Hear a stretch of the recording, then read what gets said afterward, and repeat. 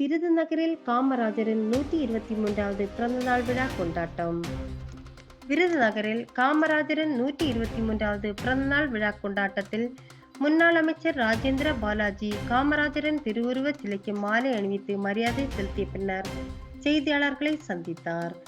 இப்போது படிப்படி என திராவிட மாடல் கூறுவதாகவும், படிக்கக்கூடாது என காவி மாடல் கூறுவதாகவும் முதல்வர் ஸ்டாலின் கூறுகிறார்.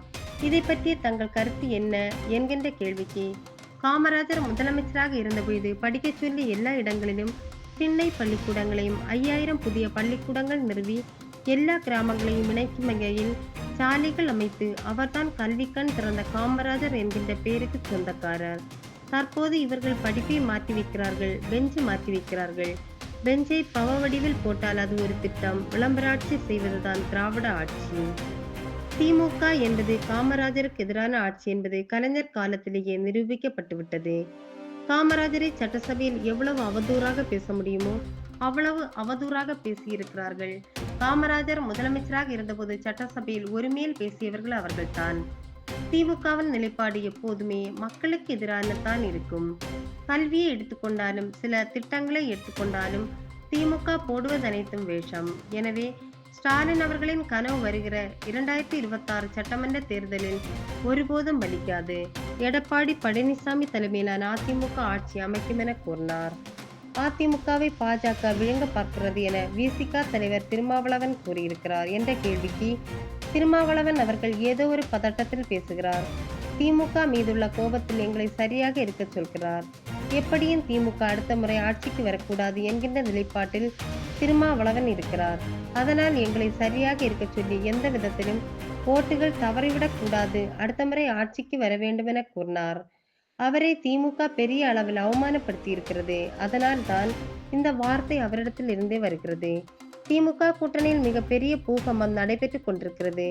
விசிக மட்டுமல்ல, ஒட்டுமொத்த கூட்டணியும் உடைய போகிறது.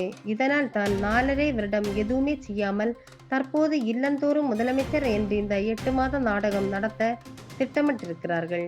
எப்படியாவது ஏமாற்றி ஓட்டு வாங்கலாம் என்றுதான் திமுக இருக்கிறது. ஆனால் அதிமுக உள்ளதை சொல்லியதை செய்து ஆட்சி அமைக்கும்.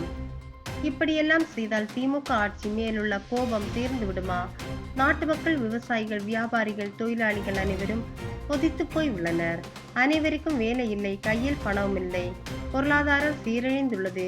இன்னமும் திமுக மீண்டும் ஆட்சிக்கு வரும் என கூறினால் அவர்களை ஏமாற்றிக் கொள்வதற்கு அர்த்தம். எதிர்காலத்தில் விஜய்க்கு ஆதரவு தெரிவிப்போம் என பழனிசாமி கூறியிருப்பதால் அதிமுகவின் ஓட்டு தாவேகாவிற்கு செல்வதற்கான வாய்ப்பு உள்ளதா என்கின்ற கேள்விக்கு, அதிமுகவில் எம்ஜிஆர், ஜெயலலிதா, பழனிசாமி ஆகியோர்களுக்கு ஓட்டு போடுபவர்கள் ஒரு பக்கம் முடிவு செய்து இரட்டை இலைக்குத்தான் வாக்கு செலுத்தி திமுகவை வீட்டுக்கு அனுப்புவதற்கு முடிவு செய்திருக்கிறார்கள். விஜயிலிருந்து அனைத்து கட்சி தலைவர்களும் வருவார்கள். பழனிசாமியின் வரவேற்பு விழாவிற்கு அனைவருக்கு அழைப்பு அனுப்பப்படும். எல்லோரும் வருவார்கள், எல்லோரும் சிறப்பிக்கப்படுவார்கள். அப்படி என்றால் ஓபிஎஸ் பக்கம் அதிமுகவில் ஆட்கள் இல்லையா என்கின்ற கேள்விக்கு, அதிமுக தொண்டர்கள் அனைவரும் இபிஎஸ் பக்கம் இருக்கிறார்கள். இன்னமும் அங்கு குழப்பத்தை உருவாக்க திமுகவிலோ வேறு யாரோ இருந்தாலும் அது நடக்காது. எங்களிடத்தில் யார் வந்தாலும் பலன்தான் ஒழிய வேண்டும். தற்போது பலவீனமாக இல்லை. எம்ஜிஆர் மற்றும் ஜெயலலிதா காலத்தில் பல தலைவர்கள் பிரிந்து செல்வார்கள், மீண்டும் அதிமுகவுக்கு வருவார்கள். அதனால் கட்சியின் அடித்தளம் ஆடிவிடாது. அதிமுக என்கின்ற சிம்மாசனம் அசைக்க முடியாததாக இருக்கிறது என தெரிவித்தார். பலமா இருக்குன்னு சொல்லி ஒவ்வொரு வார்த்தையும் அண்ணன் திருமாவளவன் சொல்றது என்ன தெரியுமா? சரியா அவரை அவமானப்படுத்திருக்காங்க. திமுக அவரை கேவலப்படுத்திருக்காங்க. அதனாலதான் இன்னைக்கு திருமாவளவனுடைய வார்த்தையிலிருந்து அது வருது. நிச்சயமா அங்கே ஒரு மிகப்பெரிய பூகம்பம் நடந்துகிட்டு இருக்கு. அங்க திருமாவளவன் மட்டுமல்ல, ஒட்டுமொத்த கூட்டணியே உடைய போகின்றது. அதற்காகத்தான் இவர் எல்லா தொகுதிகளிலும் இல்லந்தோறும் முதலமைச்சர் என்ற ஒரு போஸ்டை வைத்திருக்கார்கள். 4.5 வருஷம் 52 மாசமா பேசாம போட்டு 8 மாசம் ஏமாத்துறதுக்கு ஒரு நாடகத்தை போடுறாங்க. எப்படியாவது ஏமாத்தி ஓட்டு வாங்கலாம்னு நினைக்கின்ற கட்சியாகத்தான் திமுக இருக்கிறது. முதலமைச்சராகத்தான் ஸ்டாலின் இருக்காரு. ஆனா எடப்பாடியை பொறுத்தவரை அப்படி அல்ல. உள்ளதை சொல்வார், நல்லதை செய்வார், செய்ததை சொல்வார், சொன்னதை செய்வார். இதுதான் எடப்பாடியுடைய கொள்கை. ஆனால் ஸ்டாலின் அப்படி கிடையாது. செய்யாதெல்லாம் சொல்லி நாட்டு மக்களை குழப்பி என்ன செய்ய போறான்னு தெரியாது. திடீர்னு பெஞ்சு நேரா இருக்குன்னு சொல்லி உட்கார பார்த்தா பெஞ்சு ஒரு சதுரமா இருக்கு. ஸ்கூலுக்கு போன பிள்ளைகளை முழிக்குது, எங்கடா உட்காருன்னு, வரிசையா உட்காருங்கிறாங்க. பாசைஸ்ல போடுறாங்களா? பாசைஸ்ல பெரிய பள்ளிக்கூடத்துல எப்படி போட முடியும்? எதை செஞ்சாலும் முன்னெச்சரிக்கையா யோசனை பண்ணி ஒரு திட்டம் போடணும். அதுல எங்களுக்கு ஒண்ணு சரியா தெரியல.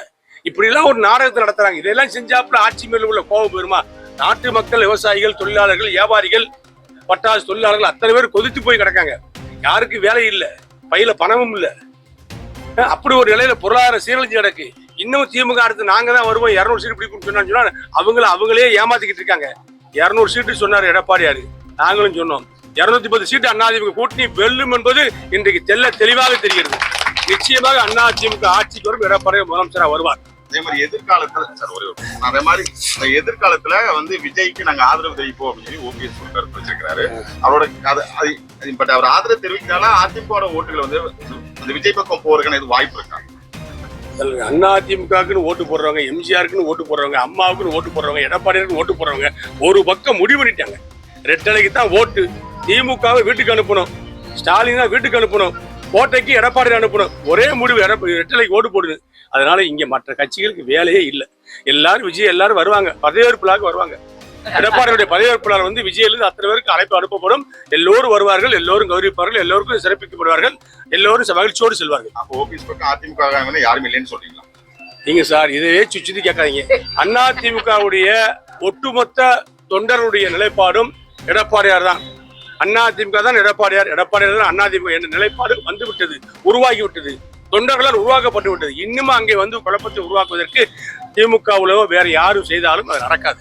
எங்களிடத்தில் யாரு வந்தாலும் பலம்தானே ஒழிய நாங்கள் இப்ப பலவீனமாக இல்லை, பலமாகத்தான் இருக்கிறது. ஆகவே அதிமுக பொறுத்த மட்டில் என்றைக்கும் நான் ஏற்கனவே சொல்லியிருக்கேன், தலைவர் காலத்திலேயோ அம்மா காலத்திலேயோ பல தலைவர்கள் சில கருத்து வேறுபாடால் பிரிந்து செல்வார்கள், பிறகு சேர்வார்கள்.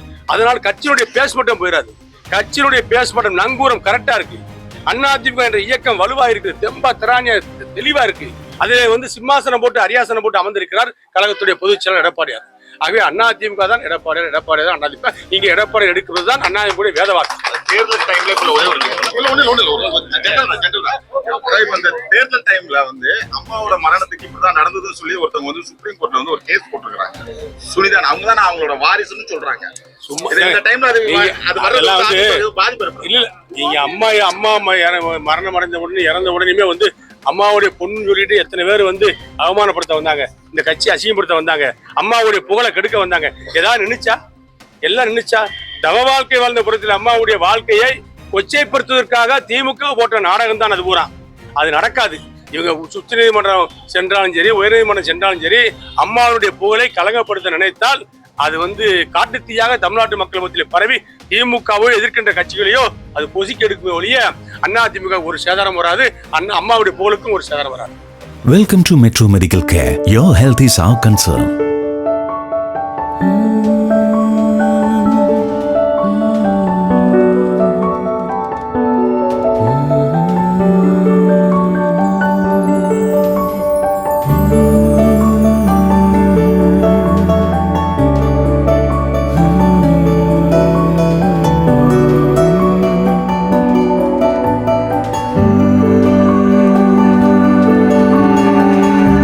It's our policy at Metro Medical Care to provide you with the best care, concern and cure with the advanced facilities whether you can afford it or not. The smile on your faces and the healthy life you regain, that's the greatest reward for Metro Medical Care. Metro Medical Group. The care, the concern, the cure. Kuwait, UAE.